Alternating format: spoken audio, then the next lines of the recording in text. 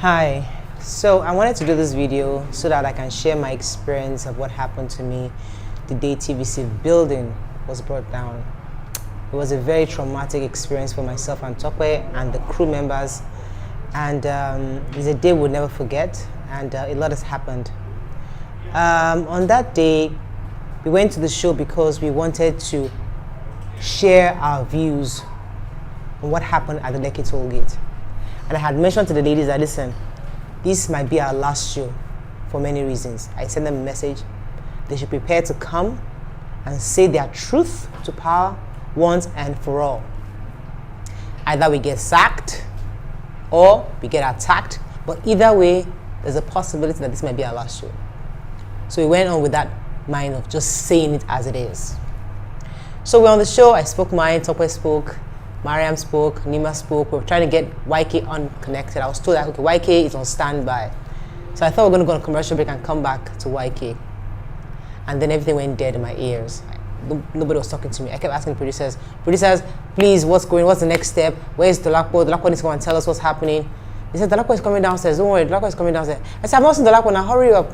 Anyways, we didn't see Dolapo. And then everything went dead. We just didn't hear anything anymore.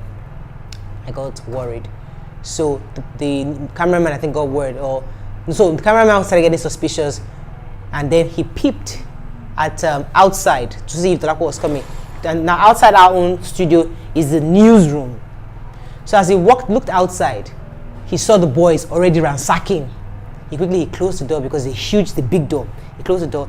He blocked it with chairs, front posts to find a way to lock us in. That's when Tope said they've entered the building. Obviously, we knew that there was a problem. So he went to the back door. There's an exit door at the back. He went there to lock it up. That's when I went live. And we're trying to see how we can keep safe while they were attacking the building and all that. So we got really scared. I started calling the commissioners that I knew. What can you do for us? We're under attack. This is happening. And everybody was scared. The commissioner said, I spoke to the commissioner, police at the time. It wasn't the commissioner, I think it was, I saved his name as HC Police, Mr. Wale HC Police. Now I don't know that's the commissioner. Anyway, I spoke to him. He said, Mariah, stay where you are. Don't go anywhere. My guys will come and get you. So we decided to stay, and we were patient. So we continued our live. Then one of the cameramans went through the back door to peep to know what's happening. He then saw that they had raised all the cars and all the buses. He came back and said, and from my own experience and exposure, when there's fire, you get out. No matter what it is. First rule, find an exit. I said, guys, we can't stay here. They said, no, this is the first place, let's just stay here. I said, we can't stay here, sir. If there's fire, we can't stay here. So I said, let's go out there. Now agreed. And that's when I started the second live again. We are going out. As we're going out, Tope came prepared. She wore her tights and sneakers. She jumped over the railings. And I was supposed to try to jump over. I was wearing a skirt. It was difficult for me to jump over. Eventually, I was able to get over. And then those guys saw us. They threw a stone first at me, and then they threw a pole at me. And the rush came to me. The man came, wrapped up with one of them, took Tope's bag, asking her for money. The guy came to me, smacked my face once, smacked my again twice, took the phone from me, smacked me from here, this side. He didn't slap like this, he slapped like this, like almost like this, twice. Took my phone from me. Said, you're going live. And I said, Ejo. Now cut off the phone. After that, more guys were throwing stones at us, they started kicking us, pushing us and kicking us, pushing us towards the bigger mob. As we're going, we're seeing people at the balcony. Now, we don't know if they're cheering us or they're rooting them. We don't know. We're hearing noises. There's a large mob in front of us. They were pushing us and kicking us at the back. He was kicking my butt and kicking Tope's butt, kicking us, their legs, as they're pushing us to the mob. As they pushed us to the bigger mob outside, we now saw one big guy came and grabbed Tope first. He saw me at the back and grabbed me and took us to his house and said, we are safe there. My son and Tope cried like a baby. They were just crying. Not too long was after we saw Tope's husband. He was now telling us that when the thing happened initially, the first thing he did, he wanted to run. But after taking about 5 steps, he just told himself, what am I running? My wife is inside there. can't go anywhere. I mean, I'd like for him to also share his own story because it's important that you hear from him directly. He now went down and begged the police, please help us. They were packing their own things, running away. They fled. He now had to face the mob with about 2 other of TVC staff. Face the mob, begging them that his wife is inside the building. Please, please. They wanted to attack him. And that person now said, no, we didn't come here to kill anybody. No blood. We don't want to kill anybody. Don't come and kill anybody here. He said he was now begging them that his wife is inside the building. One of them now had compassion. Now cleared the mob for him. Cleared them. Allowed him to pass through. Before he was now told that, oh, we've already gone outside. When he saw us, where they kept us, oh, the 3 of us just started crying. It was such an emotional moment. I have not seen a man cry like that in a very long time. He cried. I cried. He hugged myself and Tokwe so tight. Oh, goodness. We sat down and we just were traumatized. And Tokwe kept praying. She found the energy to pray at some point. So a lady that I know that she makes my clothes, she came in after about 30 minutes or so and said that she can get us out. So she tried to get us out. And that was so in her own, she now told the guy that rescued us that don't worry, I know her, I'll rescue her. So the guy said, okay, he allowed her. But we now started walking on the street. As we were walking on the street, people started seeing us, sorry, Otokwe, sorry, Mariah, sorry, Otokwe. They kind of knew. But that guy said there were still gunshots on the adjacent street. The boys are still there. Get back to where I told you to stay. He was so angry. Like, what? Get back to the house. We now ran back. And that guy, Tiana Space sent me somebody. You know, once she had a friend in the neighborhood that wants to help us to come and protect us. He came. And he was angry with us. He was livid. And I thank Tiana's place. I really thank her. She called her friend. Hey, listen, you're in that neighborhood. See what you can do to help those girls. He came. And he warned us. He was really angry with us. He said, now you've exposed us. How can you go on the street? Now they've seen that you are here. We were keeping you quietly. Now, you've told them that you are here. And that moment, I got scared. She would not made a mistake of her life trying to escape from the back. So we sat down again quietly. And the mob were now hearing more shooting. The soldiers have come in, shooting here, shooting. People were just scampering for safety. At some point, the mob now started coming, and it was now getting really, really, really unbearable. The guys on the street now tried to close their gate. Mr. Mark, Tokwe's husband, tried to go through the house, inside the house, to peep and see what's happening. He spoke to one of the old men he saw out there. That man said, with the mob, they said they found out that the women are with the TVC ladies are here. So they are trying to put pressure to come inside. So he saw the guys protecting us. They came, barricaded that door, said they were not going to pass. Defending us, people we do not know from anywhere. They said, and our girls, he said, the man in charge came to us. I don't want to say his name on public. He came to us and said, don't worry, nothing will happen to you. Then there was another lady that my Momo had prayed for. Remember there was time I did a live where Momo was praying for many people. A lady, Adam, had I think her baby, baby was like 4 weeks old or something. There was some kind of complication going on with her baby. Momo prayed for her specially. This woman sent in another person. In fact, that guy told me and said, Mariah, I will take a bullet for you. My job is to make sure I take you home safely.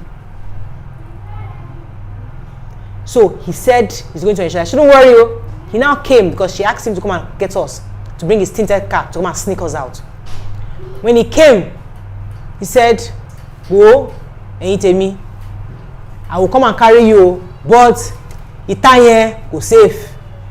Ibite Wayi, where you are now, is the safest place. If I say I should sneak you out, they will mob us. So we just stay here. I know you want to go home, but just be careful. The other guy was complaining that we exposed ourselves because if we now go, they can come and attack them. But why did you keep this woman? So he was really, really, really angry. that we took that step. But eventually, things calmed down. We were so scared because we thought that they would be overpowered. Because the truth is that somebody said, hey, if those, yes, they are protecting you. But if they go and overpower these people, because the numbers we are seeing outside, if they overpower them, there's something, everybody's going to run helter-skelter. So if you're sitting there, it's safe.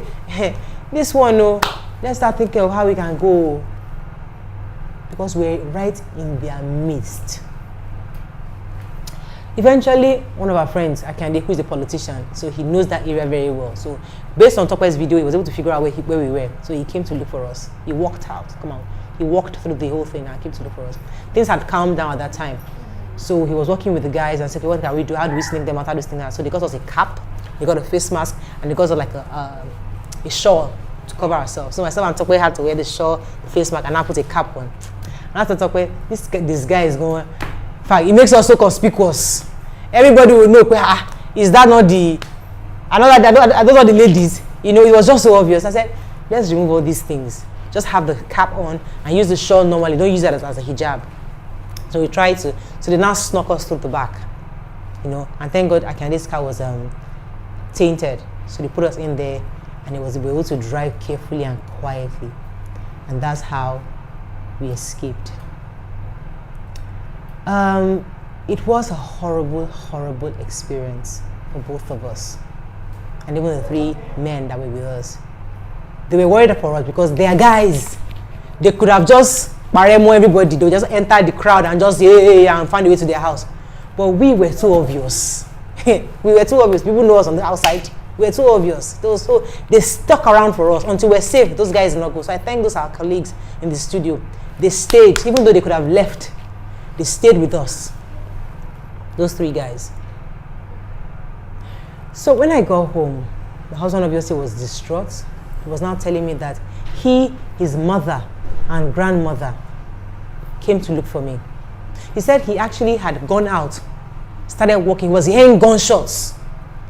They were telling me, Oga, pada sile, Ojogunle, that place, they are shooting. He now thought about going back to the house. He now called his mother and grandmother, follow me. Because there's no way they will see the 2 of you, the gray hair on your head and shoot you. With that respect they will have for us. They follow me. Femi's mother, who is the grandmother, who is like 94 years old, and his mother walked with him from our house all the way to TVC. They were a few steps away from TVC.